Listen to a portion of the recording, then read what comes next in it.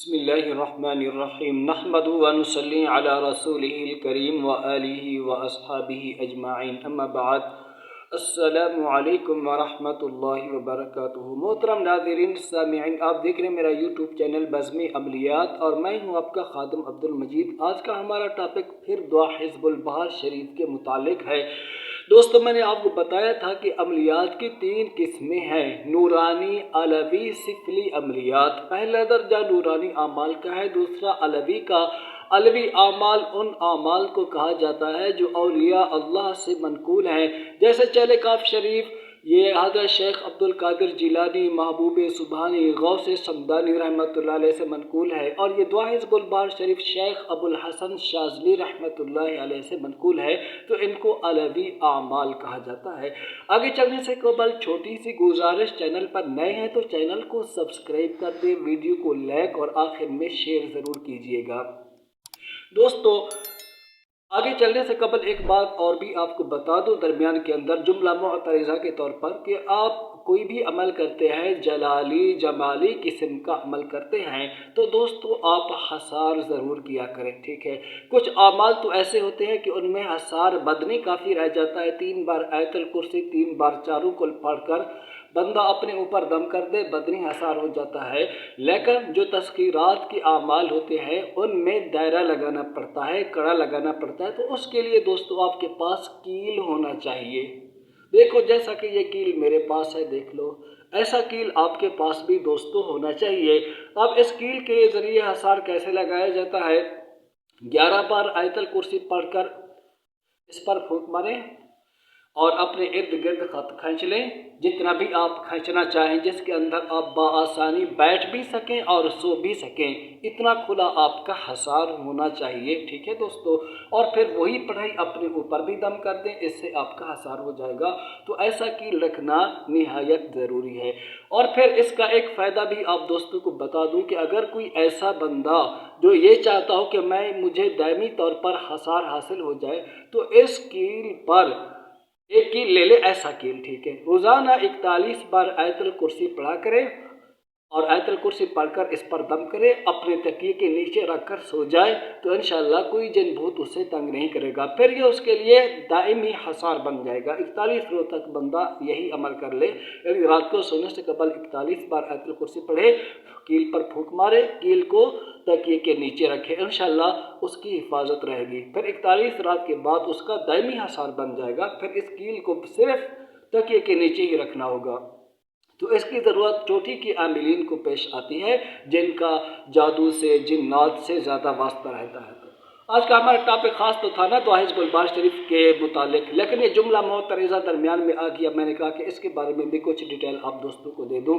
تو دوستو، دعا حزب البہار شریف کے پڑھنے کا طریقہ کار کیا ہے، اس کو کیسے پڑھا جاتا ہے، آج صرف میں آپ کو دعا حزب البہار شریف پڑھ کر سناؤں گا، حرف بہ حرف دوستو۔ پھر اسی طریقے سے آپ نے دعا حزب البہار شریف کو یاد کرنا ہے، پھر اس کو کیسے پڑھا جاتا ہے، اس کو کیسے استعمال کیا جاتا ہے، اس کی زکوٰۃ کیسے نکالی جاتی ہے، یہ مضمون انشاءاللہ پھر بعد میں آئے گا۔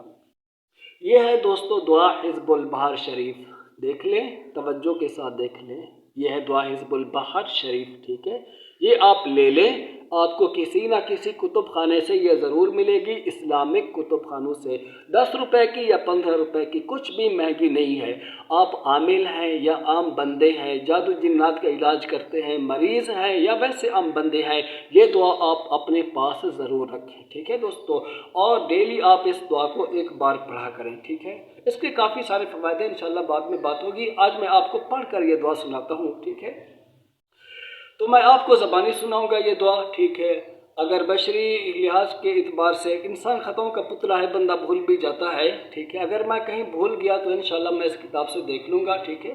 ویسے تو قرآن مجید کا پکا حافظ بھی تو ہوتا ہے نا، جو رمضان المبارک کے اندر تراویح سناتا ہے، تو کہیں نہ کہیں وہ بھی اٹک جاتا ہے۔ تو یہ دعا بھی دوستو بہت بڑی ہے، یہ 32 صفحات ہے، ٹھیک ہے نا؟ ویسے تو دعا تو کوئی چھوٹی سی ہے نا، یہ صفحہ نمبر 24 اور یہ شروع ہو رہی ہے صفحہ نمبر 9 سے، اتنی بڑی ہے یہ دعا، ٹھیک ہے دوستو؟ مجھے یہ زبانی یاد ہے، ٹھیک ہے؟ ابھی آپ کو سناتا ہوں، آپ سن لیجئے مجھ سے یہ دعا، آپ کے 3-4 منٹ دوستو ضائع نہیں جائیں گے، ٹھیک ہے؟ کہیں بھول گیا تو دیکھ لوں گا، ٹھیک ہے؟ पहले आपको बता रहा हूँ। बिस्मिल्लाहिर्रहमानिर्रहीम। या अली या अज़ीम या हलीम या अलीम अंत रब्बी व इल्मुका हस्बी फनिअमर रब्बु रब्बी व निअमल हस्बु हस्बी तंसुरु मन तशाअ व अंतल अज़ीज़ुर रहीम नस्अलुकल इस्मत फिल हरकाति वस्सकनाति वल कलिमाति वल इरादाति वल खतराति मिनज़ ज़ुनूनि वश्शुकूकि वल अवहामि सातिरति लिल क़ुलूब والأوهام الساترة للقلوب عن مطالعة الغيوب فقد ابتلي المؤمنون وزلزلوا زلزالا شديدا وإذ يقول المنافقون والذين في قلوبهم مرض ما وعدنا الله ورسوله إلا غرورا فثبتنا وانصرنا وسخر لنا هذا البحر كما سخرت البحر لموسى عليه السلام وسخرت النار لإبراهيم عليه السلام وسخرت الجبال والحديد لداود عليه السلام وسخرت الريح والشياطين والجن لسليمان عليه السلام وسخر لنا كل بحر هو لك في الأرض والسماء والملك والملكوت وبحر الدنيا وبحر الآخرة وسخر لنا كل شيء يا من بيده ملكوت كل شيء كافها يا عين صاد كافها يا عين صاد كافها يا عين صاد انصرنا فإنك خير الناصرين وافتح لنا فإنك خير الفاتحين واغفر لنا فإنك خير الغافرين وارحمنا فإنك خير الراحمين وارزقنا فإنك خير الرازقين واحفظنا فإنك خير الحافظين واهدنا ونجنا من القوم الظالمين وهب لنا من لدنك ريحا طيبة كما هي في علمك وانشرها علينا من خزائن رحمتك واحملنا بها حمل الكرامة ومع السلامة والعافية في الدين والدنيا والآخرة إنك على كل شيء قدير. اللهم يسر لنا أمورنا مع الراحة لقلوبنا وأبداننا والسلامة والعافية في ديننا ودنيانا وكن صاحبنا في سفرنا وخليفة في أهلنا واطمس على وجوه أعدائنا وامسكهم على مكانتهم فلا يستطيعون المضي ولا المجيء إلينا ولو نشاء لطمسنا على أعينهم فاستبقوا الصراط فأنى يبصرون ولو نشاء لمسخناهم على مكانتهم فما استطاعوا مضيا ولا يرجعون. ياسين والقرآن الحكيم إنك لمن المرسلين على صراط مستقيم تنزيل العزيز الرحيم لتنذر قوما ما أنذر آباؤهم فهم غافلون. لقد حق القول على أكثرهم فهم لا يؤمنون. إنا جعلنا في أعناقهم أغلالا فهي إلى الأذقان فهم مقمحون وجعلنا من بين أيديهم سدا ومن خلفهم سدا فأغشيناهم فهم لا يبصرون. شاهت الوجوه شاهت الوجوه شاهت الوجوه وعنت الوجوه للحي القيوم وقد خاب من حمل ظلما. طاسين طاسين ميم حميم عين سين قاف مرج البحرين يلتقيان بينهما برزخ لا يبغيان. حميم حميم حميم حميم حميم حميم حميم حم الأمر وجاء النصر فعلينا لا ينصرون. حميم तंज़ीलुल किताबि मिनल्लाहिल अज़ीज़िल अलीम गाफ़िरिज़ ज़ंबि व क़ाबिलित तौबि शदीदिल इक़ाबि ज़िल फ़ौल ला इलाहा इल्ला हु इलैहिल मसीर बिस्मिल्लाहि बाबुना तबारक हिफ़ानुना यासीन सक़फ़ुना काफ हा या ऐन साद किफ़ायतुना हामीम ऐन सीन क़ाफ हिमायतुना फसयक्फ़ीकहुमुल्लाहु वहुवस समीउल अलीम सित्रुल अर्श मस्बूलुन अलैना व ऐनुल्लाहि नाज़िरतुन इलैना बिहौलिल्लाहि ला यक़दिरु अलैना सित्रुल अर्श मस्बूलुन अलैना व ऐनुल्लाहि नाज़िरतुन इलैना बिहौलिल्लाहि ला यक़दिरु अलैना सित्रुल अर्श मस्बूलुन अलैना व ऐनुल्लाहि नाज़िरतुन इलैना बिहौलिल्लाहि ला यक़दिरु अलैना सित्रुल अर्श मस्बूलुन अलैना व ऐनुल्लाहि नाज़िरतुन इलैना बिहौलिल्लाहि ला यक़दिरु अलैना सित्रुल अर्श मस्बूलुन अलैना व ऐनुल्लाहि नाज़िरतुन इलैना बिहौलिल्लाहि ला यक़दिरु अलैना सित्रुल अर्श मस्बूलुन अलैना व ऐनुल्लाहि नाज़िरतुन इलैना बिहौलिल्लाहि ला यक़दिरु अलैना सित्रुल अर्श मस्बूलुन अलैना व ऐनुल्लाहि नाज़िरतुन इलैना बिहौलिल्लाहि ला यक़दिरु अलैना वल्लाहु मिन वराइहिम मुहीतुन बल हुवा क़ुरआनुम मजीदुन फ़ी लौहिम महफ़ूज़ फ़ल्लाहु खैरुन हाफ़िज़न व हुवा अरहमुर राहिमीन फ़ल्लाहु खैरुन हाफ़िज़न व हुवा अरहमुर राहिमीन फ़ल्लाहु खैरुन हाफ़िज़न व हुवा अरहमुर राहिमीन इन्न वलिय्यल्लाहु अल्लज़ी नज़्ज़लल किताब व हुवा यतवल्लस सालिहीन इन्न वलिय्यल्लाहु अल्लज़ी नज़्ज़लल किताब व हुवा यतवल्लस सालिहीन इन्न वलिय्यल्लाहु अल्लज़ी नज़्ज़लल किताब व हुवा यतवल्लस सालिहीन हस्बियल्लाहु ला इलाहा इल्ला हु अलैहि तवक्कलतु व हुवा रब्बुल अर्शिल अज़ीम हस्बियल्लाहु ला इलाहा इल्ला हु अलैहि तवक्कलतु व हुवा रब्बुल अर्शिल अज़ीम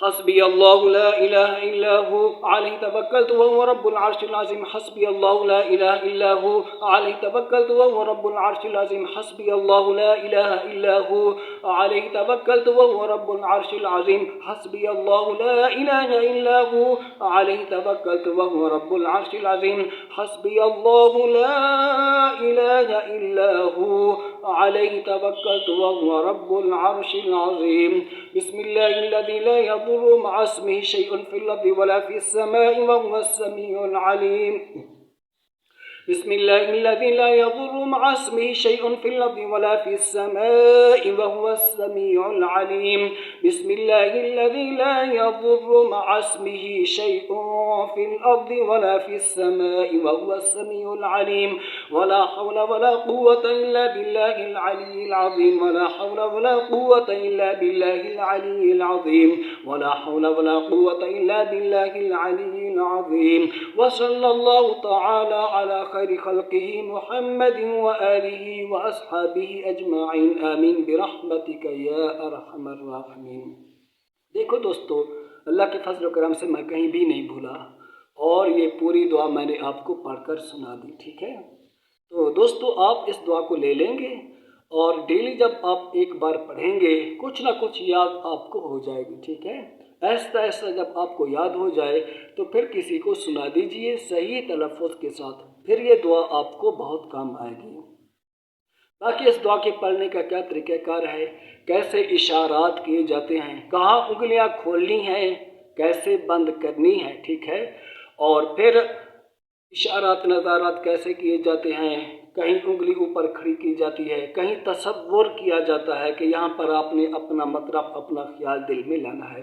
इंशाअल्लाह इस पर भी मेरी वीडियो आएगी और मैं इसके पढ़ने का पूरा तरीक़ाकार आप दोस्तों को बताऊंगा और ज़कात के हवाले से भी इंशाअल्लाह इसकी डिटेल दूंगा कि इसकी ज़कात आप कैसे निकाल सकते हैं।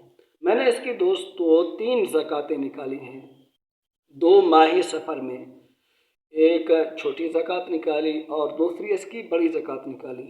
360 बार 3 दिनों में मैंने इसको पढ़ा, 360 बार 3 दिनों में। ठीक है दोस्तों, सफ़र की 6, 7, 8 को। ठीक है, और एक इसकी ज़कात मैंने निकाली थी 41 रात की, डेली 11 बार पढ़ते थे शाबानुल मुअज़्ज़म के 15 दिनों के बाद इस अमल को शुरू किया था और रमज़ानुल मुबारक के दिन भी इसमें बसर किए।